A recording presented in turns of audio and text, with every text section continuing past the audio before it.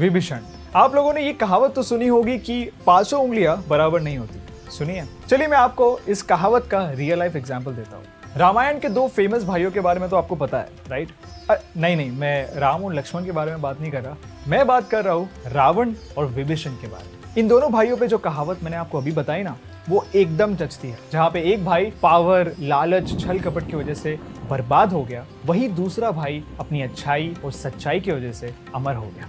विभीषण रावण का छोटा भाई था और जब रावण सीता मैया को अबडक्ट करके लंका ले आया था तो वो विभीषण थे जिन्होंने सबसे पहले आवाज उठाई थी, इस एक्ट को अनएथिकल बताया था। लेकिन रावण ने उनकी एक बात नहीं सुनी। इवेंचुअली जब विभीषण को ये समझ आया कि एंड में सच्चाई की जीत होने वाली है तो उन्होंने राम जी की मदद की। उन्होंने राम जी और वानर सेना के साथ मिलकर सीता मैया को रावण के चुंगल से बचाया। And he proved that you always have a choice to make the right decision. ऐसा कहा जाता है कि जब ये सब खत्म हुआ तब विभीषण को लंका का राजा घोषित किया गया and he was blessed with immortality, ताकि वो लंका के लोगों को हमेशा गाइड कर सके on loyalty, right conduct and dharma. Parshuram Vishnu ji के छठे अवतार है and he is also considered as one of the most destructive avatar. परशुराम एक एक्सट्रीमली स्किल्ड वॉरियर माने जाते हैं। उसके साथ साथ सारे अस्त्रास्त्र, शास्त्र और डिवाइन वेपन के मास्टर भी। यही नहीं, वो वन मैन आर्मी के नाम से भी जाने जाते हैं। He was born in a ब्राह्मण फैमिली एंड ऐसा माना जाता है कि उनका जन्म दुनिया से सारी बुराई मिटाने के लिए हुआ था। लेकिन ऐसा माना जाता है कि परशुराम इमॉर्टल है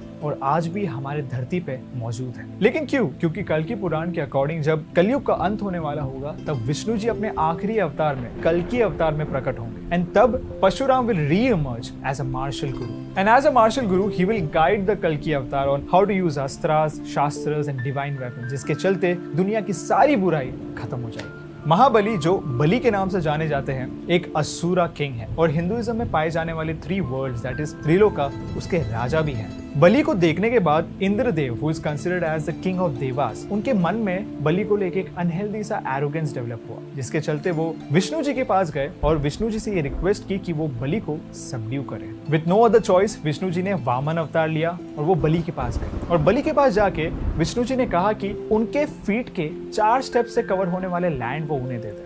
अब वामन अवतार का साइज देख के बलि ने तुरंत हाँ बोल दिया, लेकिन वो कहता है ना that you should not judge the book by its cover। यहाँ पे वही हुआ।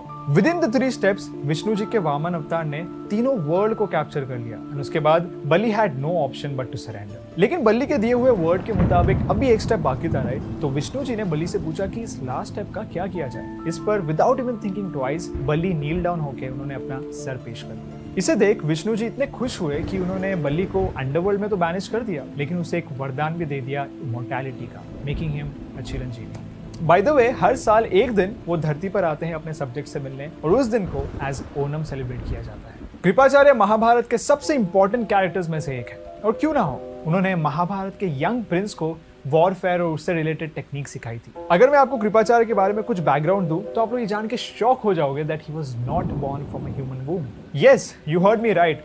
इनफैक्ट उनका जन्म हुआ था उनके पिता शरदवान के ग्राउंड पे गिरे हुए सीमेंट से, which made him a really special character throughout the Mahabharat. मतलब ऐसी बात नहीं है कि महाभारत में और कोई कैरेक्टर नहीं है जो ह्यूमन वूम की जगह एक्स्ट्राऑर्डिनरी तरीकों से पैदा हुआ है, लेकिन ऐसी क्या बात है जो कृपाचार्य को स्पेशल बनाती है? वेल, ये है बिकॉज ऑफ हिज एटीट्यूड। वो बिल्कुल भी किसी भी तरीके की पार्शियलिटी को पसंद या प्रमोट नहीं करते थे। He was a very dignified person। कई स्टोरीज ऐसी है जो ये बताती है कि कृपाचार्य को ये पता था कि कौरवों की तरफ से लगी ये युद्ध की आग पॉइंटलेस है, लेकिन फिर भी उन्होंने अपनी ड्यूटीज फुलफिल की और महाभारत के इस युद्ध में उन्होंने कौरवों की साइड ली, बिकॉज वो कौरव ही थे जिन्होंने कृपाचार्य को बेसिक नेसेसिटीज से नर्चर किया था, जैसे कि खाना, मकान एंड एवरीथिंग।